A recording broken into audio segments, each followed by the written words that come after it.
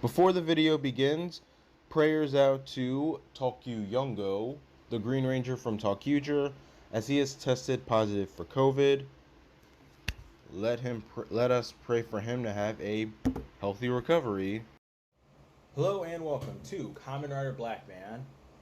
Now, if you have seen Samurai Sentai Shinkenger, then that means that you have seen Power Rangers Samurai, and you know that those two are pretty different, and a lot of people seem to like Shinkenger, while Samurai, not so much. Now, for me, I'm kind of in a weird place about it because I kind of agree with one side over the other because I kind of liked Samurai when I was a kid, but looking back on it now when I'm older now, I can realize, yeah, it wasn't that great, and there are plenty of things about it to question, starting off with an non-Asiatic cast, except for like two actors. To which, spoiler alert, Steven Skyler is not a Hispanic, he's actually Thai. So, yeah, ain't that fantastico? So, right now I thought I'd share and talk about and basically give my opinions on what Amit Bhaumik, the writer for Power Rangers Samurais, well, basically, let me start off with this.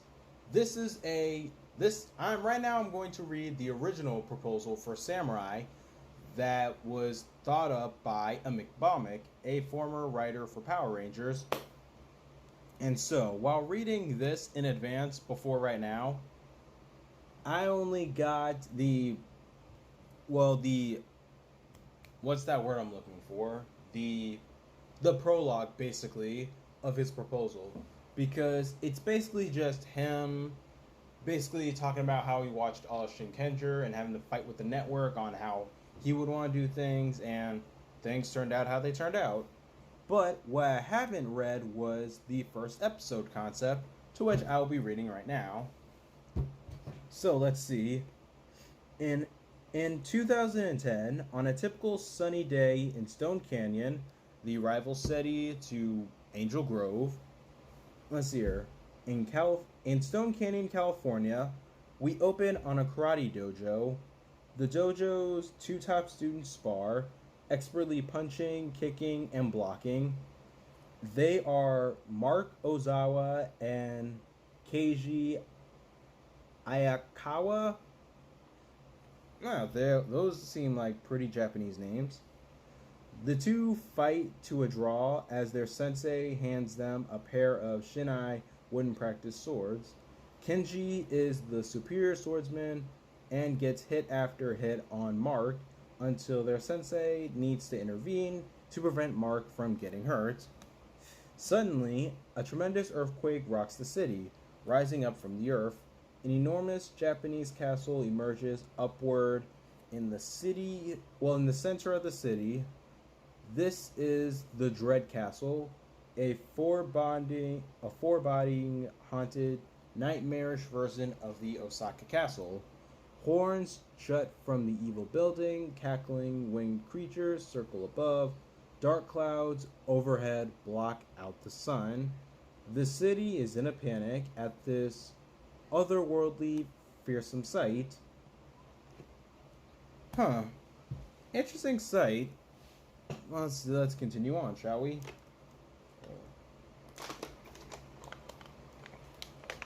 High up inside the Dread Castle's tower, a monstrous octopus-faced creature clutches a magic staff as he looks out at the city below him.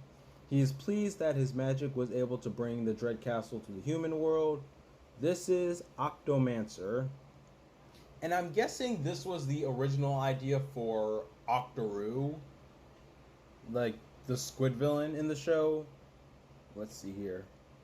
An Octomancer is the strategist for the Asahura clan, so must be the Nylok, or at least just the Nylok. After 200 years, the Asahura clan has returned from the Netherworld. See, that stayed. to which they have banished in order to conquer the earth. In the Dread Castle throne room, Octomancer talks to Nocturna, that must be Dayu, and Seer.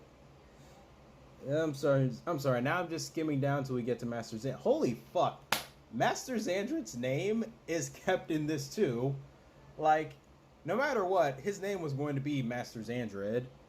But let's just read. Octomancer talks to Nocturna, a beautiful young vixen, human in appearance, but an Ashura demon at heart. She strums her shamisen instrument, playing a haunting tune as she remembers their Master Xandred, the chief Ashura demon, destroyed 200 years ago when the Ozawa clan defeated the Ashura clan. Without his leadership, they are lost. That is why they must find the heir to the Asahara clan.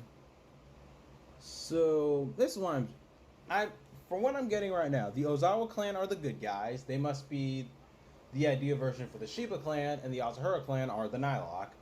So are they basically trying to say that they're looking for a new leader or something? Well, let's just continue reading. From the dojo, the students watch the Dread Castle in the distance. This may look like the end of the days of the This may look like the end of the days to the world, but not to Mark Ozawa, last living member of the Ozawa clan. Mark studies the red origami Zord he carries around at all times. So, I'm not gonna lie, for a second I thought, let's read and see. The sensei ushers the students to safety, but Mark charges off in the direction of the Dread Castle. With a wooden sword in his hand, Kenji follows after. All around the world, eyes are glued to their television sets as people can only watch in horror at the news coming out of Stone Canyon. News helicopters circled overhead, transmitting the horrific images to the world. In Mexico City, a young man named Oscar Hernandez watches television in his living room, hardly believing the sight before him. His father enters the room and takes one look at the TV before calmly telling his son, "We need to talk." Oscar stares into the bewilderment at the green origami Zord in his father's hand. Okay, so Oscar's Mexican. Oscar's Mexican, apparently. Let's just continue reading and see, because that's what it looks like for me. Right now, this sort of seems not too different from what we got in Samurai. The only thing that's different is an Asian Red Ranger, apparently. No. In London, England, a young lady named Lisa Daniels sits across from her mother as a BBC newscast plays on the TV next to them. Mrs. Daniels tells Lisa the time has come for her to learn her family's secret, and she sets the pink origami Zord down on the table between them. Back in Stone Canyon, marching out of the Dread Castle's gates, and legions of foot soldiers, marauders. I personally would have kept Moogers instead. These are the ferocious backbone of the Asahara clan army. People flee in terror as marauders chase them down city streets. Mark and Kenji, Keiji, I'm sorry, I've been pronouncing that wrong. It's Keiji. Dash into the thick of them, fighting them off with their swords. They fight bravely with their expert skills of people who had trained or combat for all their lives. But the waves of marauders are endless. In the middle of the battle, Mark tells Kenji they need to rescue people being attacked, but Keiji, sorry, I've been mispronouncing his name. Keiji is only concerned with fighting. Keiji says the true warrior lives to fight, not to help others, and leaves Mark on his own to help rescue people. Just as it looks like Mark may have taken on more than he can handle, a limousine speeds down the street past marauders, Mr. Mason. Now, this is just the first thought right now, but it looks like Keiji's going to become Decker, with how much he's only concerned for just, fighting. Let's go and see if he starts acting a bit more like Juzo. Mr. Mason, Mark's loyal butler / retainer, driving the limo, pulls up to Mark and tells him to get inside. In the Dread Castle, Octomancer and Maruta meet the Asahura clan monster. They order him to tear the city apart to find the heir of the Asahura clan. Back at the Ozawa Manor, Mr. Mason tends to Mark's wounds.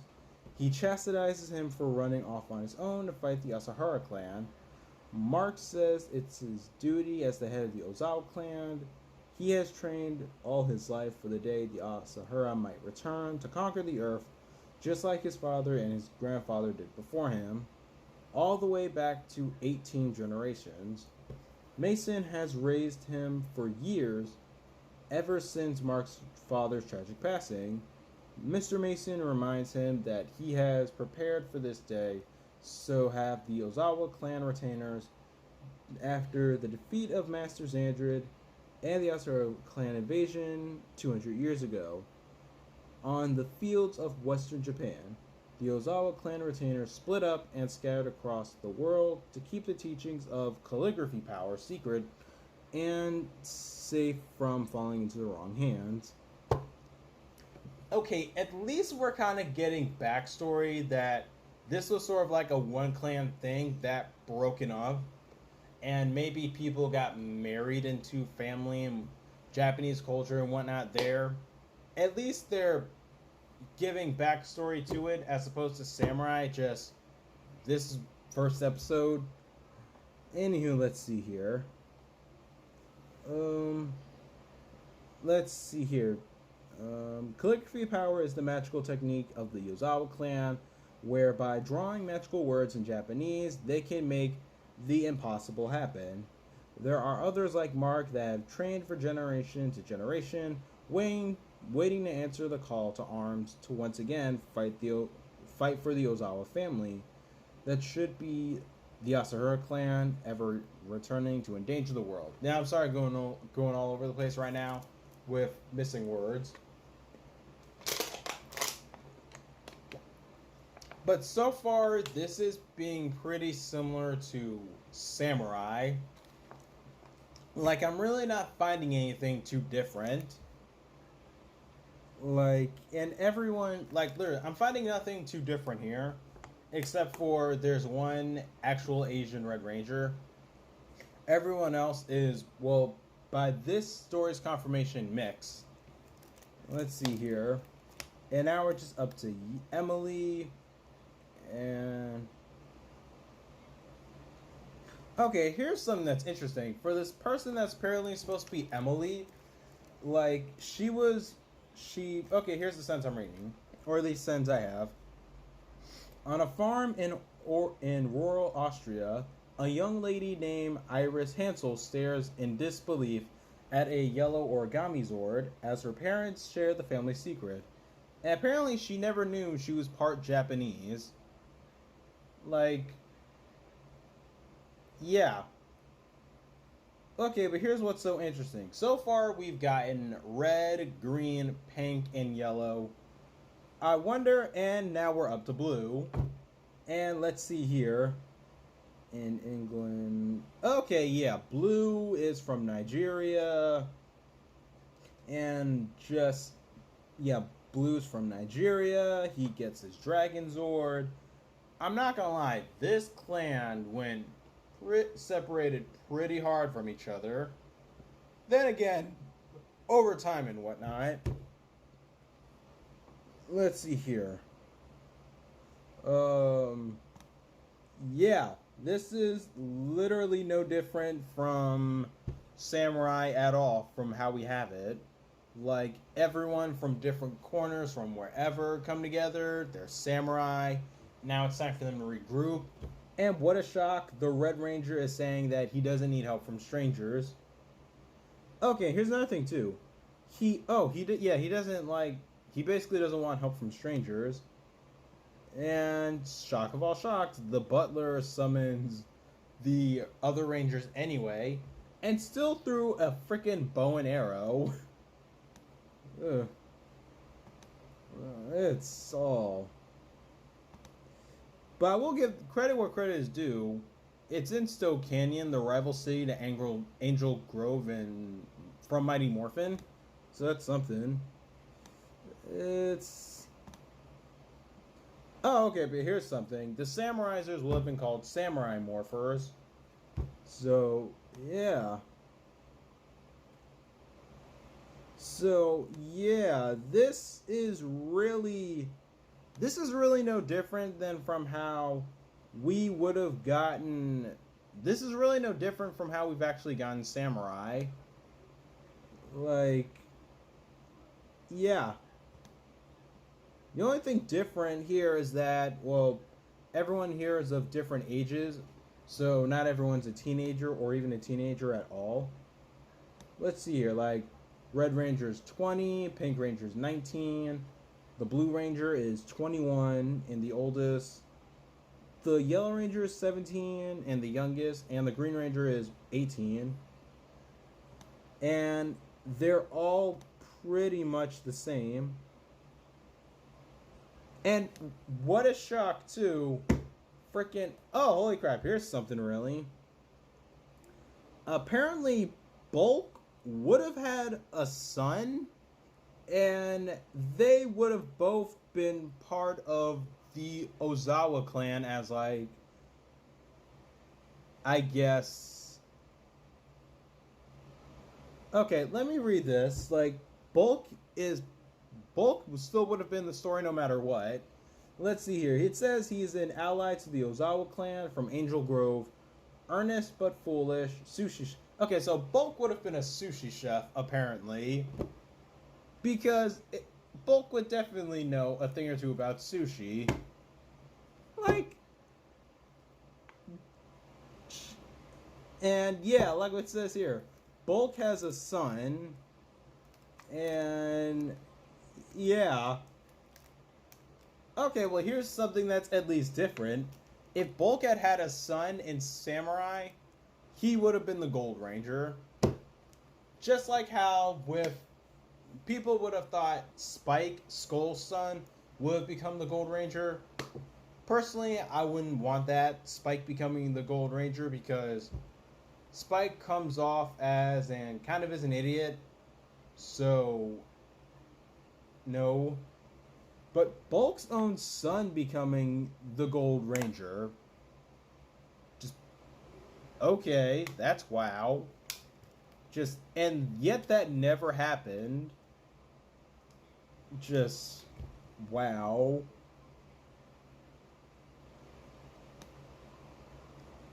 Let's just, yeah, okay, I'm sorry. Let's just read this and see.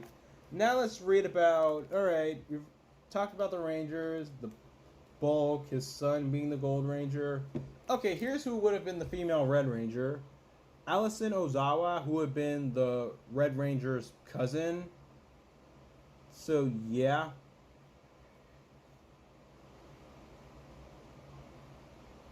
Alright, so let's just, yeah. Okay, let's just read about the villains now. Let's see here, Keiji Akawa. Okay, so yeah, I was right.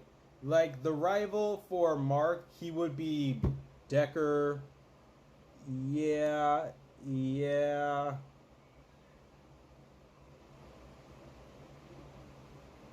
At least the... Let's see here. Like, it's just...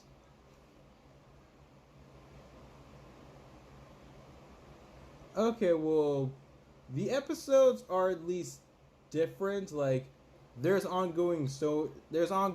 This show is actually, from what I'm seeing here about the first couple of episodes, the stories are coming off serialized. Like, first episode, Team Unites. Second episode actually focuses on the Decker, who learns he is the heir of the Asura clan. Oh, okay. So, all right. So, Decker is apparently the heir to the Asahara clan. And let's see here. Let's see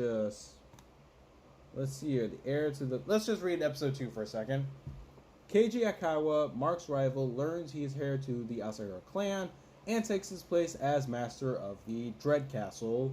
The original master of the Asahara clan, Master Xandra, was sealed away by the Ozawa clan 200 years ago and is now a petrified monstrous statue in the Dread Castle throne room. Okay, so what they're trying... So I guess one thing that the villains are going for is trying to unseal their master. And let's see here. Yeah. Let's see here. Oh, here's one. Here's an episode that sounds interesting. And it's episode 3. When Mr. Mason launched his messenger arrows around the world in episode 1 to some of the Ozawa family members, a 5th arrow landed in the city of Angel Grove at the home of the Bulkmeyer residents. Okay, what the hell? Dude, you're the butler. Not to mention, those are magic arrows. How does one land in the wrong location? No.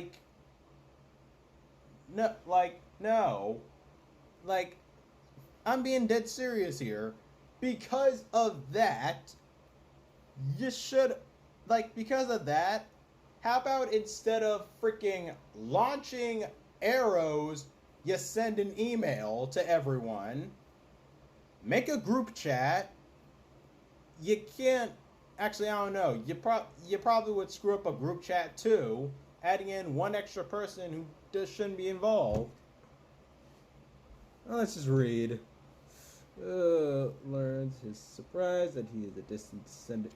Oh my god, Bulk is Japanese too. I'm dead serious. This is what I am reading. The surprise that he is a distant descendant of the Ozawa clan retainers who helped seal the Asahara clan in the Netherworld. Unfortunately, the Bulkmeyer family long ago stopped practicing calligraphy power, and Bulk is unable to be teleported to the Ozawa. Don't you dare try to bring back teleporting. Teleporting in Power Rangers died so long ago. Don't try to bring it back now. Not to mention the fact that everyone was on a different corner of the world, so Stone Canyon would have been screwed by then once they all came over. This would have been in the main universe version of RPM for this one town. Okay, here's another thing that just sounds weird. It's this next sentence. Accompanying Bulk is his teenage son, Eugene Jr. Bulkmeyer, an overly eager buffoon who happens to be the spitting image of Bulk's best friend, Skull. That just sounds like now they're trying to create some baby daddy problems. Just saying. Okay, looking back on it, well, now that I've slept on it, this original idea, it's not so bad. It still has personal aspects of Shinkenger in it, which I think is a bit of a bonus. But the characters themselves, they still seem like the ones we got in Samurai. But the plot and premise are still different. And so it's different, but it's still interesting. And with Master Xandred's personality, scratch that, not Master Xandred, Dodoku's personality, if that was brought over into this, I could see Xandred, basically trying to take over after he was unsealed. So, yeah, this original idea for Shinkenger, Samurai, I don't think would be so terrible. I actually think it would be quite well. Imagine if we had gotten this, Samurai probably would have gotten a bit more appreciation than hate. Just missed opportunities. Well, with that said, I'm going to leave a link in the description for anyone to look at the premise.